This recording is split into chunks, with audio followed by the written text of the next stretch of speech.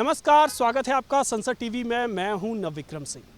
आज अपने विशेष कार्यक्रम द लॉ मेकर्स में आपसे रूबरू कराएंगे राज्यसभा से सांसद सीमा द्विवेदी जी से। मैम, स्वागत है आपका संसद नमस्ते विक्रम जी, आपने मुझे बुलाया, इसके लिए आपका बहुत बहुत शुक्रिया। मैम, पहला सवाल तो आपसे पूछना चाहेंगे। आप पूर्वांचल से आती हैं और साथ ही जो कि अपने जो पॉलिटिकल मुद्दे, क्योंकि पूर्वांचल को जब अपने पॉलिटिकल जर्नी की शुरुआत की, अपने राजनीतिक जीवन की शुरुआत की, तब पिछड़ा माना जाता था, दबंगों का क्षेत्र भी माना जाता था। ऐसे में आपने अपनी पॉलिटिकल जर्नी की शुरुआत कब की, कब सोचा कि राजनीति में आने की ज़रूरत है? देखिए, जहाँ तक सोचने की बात है, मैंने कभी नहीं सोचा था कि मुझे राजनीति में आना है। मैं पॉलिटिकल परिवार के थी, मेरे पापा पॉलिटिकल थे, 3 बार विधानसभा लड़े, 25 साल कंटिन्यू ब्लॉक प्रमुख रहे, एक बहुत अच्छी शिक्षाविद रहे, प्रिंसिपल रहे।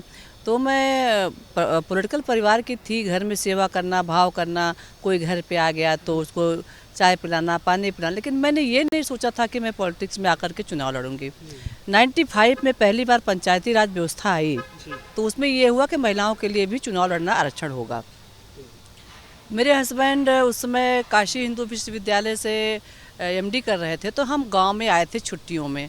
तो एक हमारे पिताजी के दोस्त थे, उन्होंने आकर के मेरे हस्बैंड से कहा कि मैं चाहता हूं कि सीमा को चुनाव लड़ा दूं।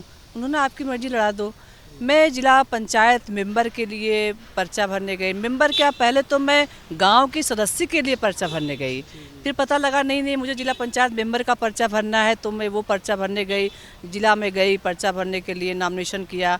और मेरी शादी को कुल मिलाकर के 3-4 साल ही हुए थे, और पूर्वांचल में पर्दा प्रथा थी, मैं घूंघट निकालती थी, पल्ले रखती थी।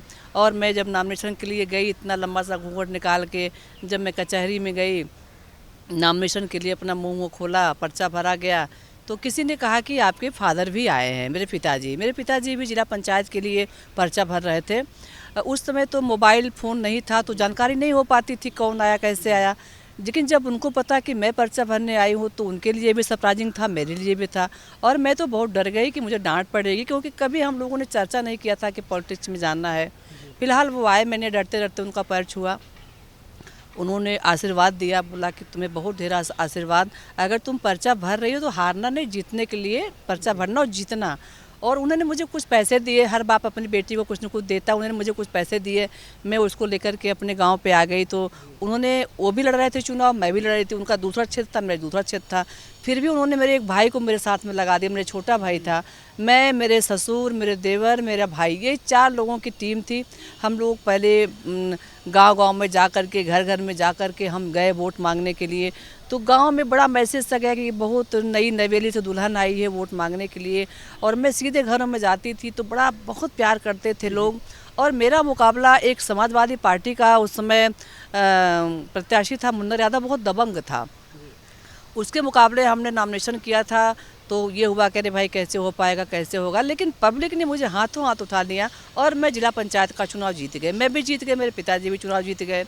जीतने के बाद फिर ये हुआ कि हमारे यहाँ की जो महिला जिला पंचायत की जो चेयरमैनी का पद था, वो महिला के लिए आरक्षित था। फिर ये आई कि भाई मैं भी नामिनेट करूँ। मैंने नामिनेशन के लिए अपनी बात कही, तो फिर पार्टी में ये बात आई कि भाई मैं बहुत जूनियर थी, मैं 24 साल 25 साल मेरी उम्र थी। तो एक हमारी बड़ी थी आदरणीय कमला सिंह जी को, उनको पर्चा भराया गया, हम लोगों ने उनको चुनाव जिता दिया। 6 महीना भी नहीं बीता होगा कि विधानसभा का चुनाव आ गया।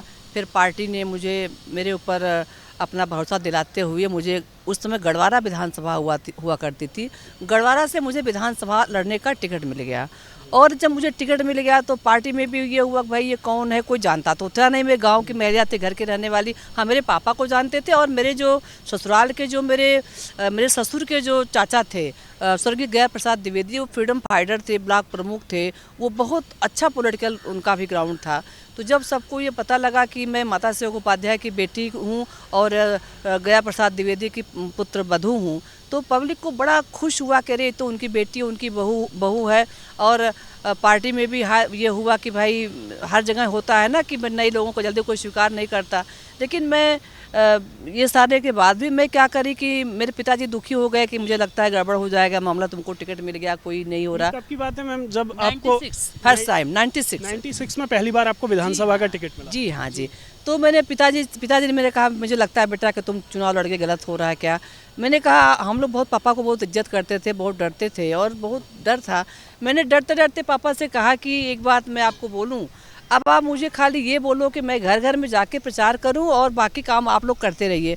तो सारा काम घर के लोगों ने किया और मैंने क्या काम किया, डोर टू डोर हर घर घर के अंदर जा कर के अपना कमल का फूल का सिंबल लेकर के और पर्ची लेकर के, और मैंने एक स्लोगन बनवाया, नारा बनवाया, पूरब की बेटी पश्चिम की बहू, इससे ज़्यादा अब क्या कहूँ। बस मेरा इतना सा नारा था।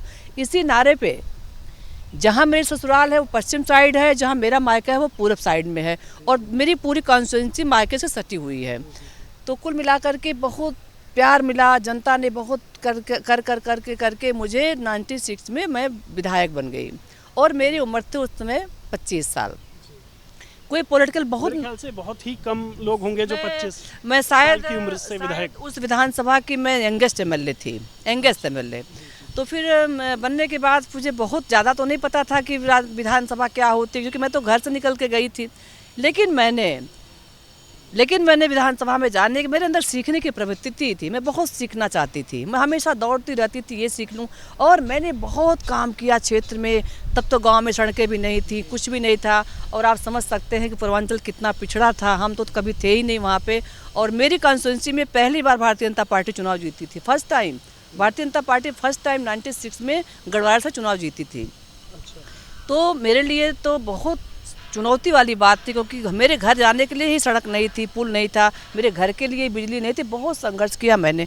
करते मेरा एक बहुत बड़ा नाम हो गया कि सीमा द्विवेदी बहुत अच्छी काम करती है, कार्यकर्ताओं को इज्जत करती है, जनता को प्यार करती है। मैंने बहुत काम किया।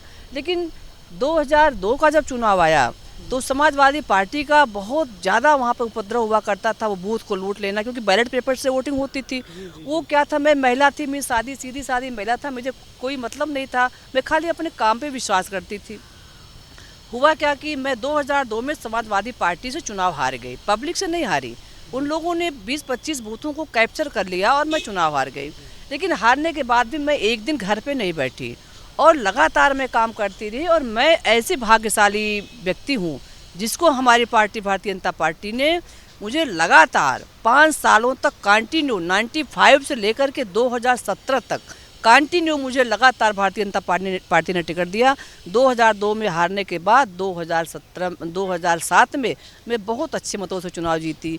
2012 में चुनाव जीत गई। 2009 में लोकसभा का चुनाव आया तो उसमें बहुजन समाजवादी पार्टी से बाहुबली जी चुनाव लड़ रहे थे, तो उनके सामने पार्टी ने मुझे टिकट दिया और लड़ने का टाइम मुझे जो मिला खाली 12 दिन का मिला। और पूर्वांचल में सबसे ज़्यादा वोट 2009 में लोकसभा का चुनाव जब मैं लड़ी तो मुझे 1.5 लाख वोट मिला खाली 13 दिनों के अंदर। चलता रहा। इसी बीच बच्चा हुआ, एक बेटा है मेरा। जब मैं जिला पंचायत हुई तो मेरा बेटा 3.5 साल का था, विधायक बनी तो मेरा बेटा 4 साल का था। मैंने बेटे को कैसे संभाला, राजनीति को कैसे संभाला, मैंने घर को कैसे संभाला, ये आप समझ सकते हैं कि कितना चुनौती था, गांव का माहौल था। हाँ, मेरे हस्बैंड ने मुझे बहुत सपोर्ट किया, इतना सपोर्ट किया कि आज मैं यहाँ पर हूँ। तो मेरे पूरी फैमिली, चाहे मायका पक्ष हो चाहे ससुराल पक्ष हो, सब लोगों ने मुझे इतना सपोर्ट किया कि मुझे हमेशा वो पुश करते रहे कि आगे चलो और सब ने मेरा सपोर्ट किया। मैम, उत्तर प्रदेश से आप राज्यसभा सांसद हैं, सदन में आपका अनुभव के बारे में आपसे पूछना चाहेंगे। तमाम क्षेत्रों के मुद्दे उठाए जाते हैं, कई विचार हैं सदन में, तो आपका सदन में अनुभव कैसा रहा है? देखिए, सदन का जो मेरा अनुभव है वो बहुत डिफरेंट है, क्योंकि जब मैं उत्तर प्रदेश में राजनीति करती थी, मैं विधायक थी 2014 के पहले, उत्तर प्रदेश पूरा जंगल राज था। वहाँ न कोई क्राइम कानून व्यवस्था थी, न कोई विकास का था, न बिजली थी, न लाइट थी, कानून पे कोई कंट्रोल नहीं था, मतलब बिल्कुल जंगल राज था उत्तर प्रदेश। लेकिन जब मेरी सरकार सत्ता में बनती है, योगी जी उत्तर प्रदेश की बागडोर लेते हैं और देश की बागडोर जब मोदी जी के हाथों में जाती है, तो ऐसे समय में मुझे राज्यसभा जो आने का अवसर मिला, ये मेरे लिए एक बहुत बड़ी खुशी वाली बात थी। और यहाँ आने के बाद मुझे ऐसा लगा कि हमारा देश इतना बड़ा, हमारा देश है इतना बड़ा, हमारा हिंदुस्तान, कहीं पे पहाड़ है, कहीं पे झरने हैं, कहीं पे नदियां हैं, कहीं पे पानी नहीं बारिश होती वो समस्या, कहीं पे बाढ़ आती है वो समस्या। लेकिन जब हम पार्लियामेंट में बैठते हैं तो ऐसा लगता है कि जो हमने गीत सुना था, हिंद देश के निवासी सभी जन एक है, रूप रंग वेश भाषा चाहे अनेक है, ऐसा लगता है यही हमारी संस्कृति है। हर प्रकार के लोग यहाँ पर आते हैं, अपने अपने क्षेत्रों की बात करते हैं, मुद्दे को उठाते हैं और अच्छे अच्छे लीडरों को सुनने को मिलता है। उनकी जब स्पीच होती है तो सीखने को मिलता है कि कितने अच्छे अच्छे लीडर हमारे स्पीच देते हैं और बहुत अच्छा अनुभव होता है। बस मैं तो ये कहूँगी कि प्रधानमंत्री जी मोदी जी के कार्यकाल में उनके आशीर्वाद से हम लोग राज्यसभा में हैं। राज्यसभा में आने के बाद तो मुझे ऐसा लगता है कि बिल्कुल अंतर है, वहाँ की राजनीति में यहाँ की राजनीति में बहुत अंतर है। एक आखिरी सवाल और आपसे पूछना चाहूँगा संक्षेप में कि जो कमिटीज़ का रोल है, ये कितना आप अहम मानती हैं कमिटीज़ का, या फिर जो प्रश्नकाल के ज़रिए सांसद अपनी सवाल पूछते हैं, ज़ीरो आवर में अपने मुद्दे उठाते हैं, जो मिनी पार्लियामेंट कमेटी को कहा जाता है, ये कितनी अहम है पार्लियामेंट्री डेमोक्रेसी? ये बहुत अहम है और पार्लियामेंट्री डेमोक्रेसी में बहुत महत्वपूर्ण है। जो हमारी कमेटी होती है, हमारी मीटिंग होती है, कमेटी की जो रिपोर्ट आती है वो बहुत इंपॉर्टेंट रिपोर्ट होती है। और जो पार्लियामेंट में सांसद अपना सवाल पूछता है, जीरो आवर में अपना मुद्दा उठाता है, वो बड़ा इंपॉर्टेंट होता है। और यही तो हमारी आज़ादी है, ये सांसदों की यही आज़ादी है कि हम अपने क्षेत्र के मुद्दों को अब पटल पर बड़े अच्छे ढंग से रख सकते हैं और रखते भी हैं। रखने से ये होता है कि पता चलता है कि किस क्षेत्र में क्या समस्या है, किस क्षेत्र में क्या समस्या है। हम सरकार का ध्यान आकृष्ट करते हैं कि सरकार इसके पर भी अपना ध्यान आकृष्ट करे। इसका एक अलग ही मज़ा है और बड़ा ही अच्छा है। और मैं तो ये करना चाहूँगी कि मैं 95 से लेकर के आज 2023 तक मैंने कंटिन्यू एक क्षेत्र, एक दल, एक पार्टी, एक व्यक्ति में जो काम करने का मुझे अवसर मिला है, ये मेरे लिए बहुत खुशी का अवसर है और मैंने बहुत कुछ सीखा है। कभी कभी इंसान को उम्र से भी कुछ सीखने को मिलता है, कभी कभी अनुभव से कुछ सीखने को मिलता था। जब पहली बार हम विधानसभा में चुन के आए थे तब कुछ अलग अनुभव था, आज राज्यसभा में चुन करके आए हैं तो हमारा एक अलग अनुभव है। सारा अनुभव अपना एक एक ज्ञान लेकर के आता है। कभी हम गलती करते हैं तो गलतियों से भी सीखते हैं और कभी अच्छा करते हैं तो हमारी अच्छाई से दूसरे लोग सीखते हैं। तो मेरा कहने का ये मतलब है कि राज्यसभा बहुत बड़ा प्लेटफार्म है। जैसा कि आप जानते हैं ये उच्च सदन है। इस सदन में आने के बाद ऐसा लगता है कि दुनिया को, देश को हम बहुत करीब से देख रहे हैं। पूरा देश हमको दिखता रहता है क्योंकि हर प्रांत के लोग आते हैं और हर प्रांतों की अपनी अपनी अलग समस्याएं होती हैं, लेकिन हमारी सरकार हर समस्या का समाधान करती है। और कोई भी मेंबर ऑफ पार्लियामेंट अगर कोई अपना सवाल पूछता है तो हमारे माननीय मंत्रीगण इतने योग्य हमारे मंत्री हैं, उसका जवाब बहुत सटीक, बहुत सुंदर, बहुत अच्छा देते हैं। धन्यवाद हमसे बात करने के लिए। तो ये हैं सीमा द्विवेदी, जो कि उत्तर प्रदेश से राज्यसभा सांसद हैं। हमारे इस कार्यक्रम में इतना ही। आप देखते रहिए संसद टीवी।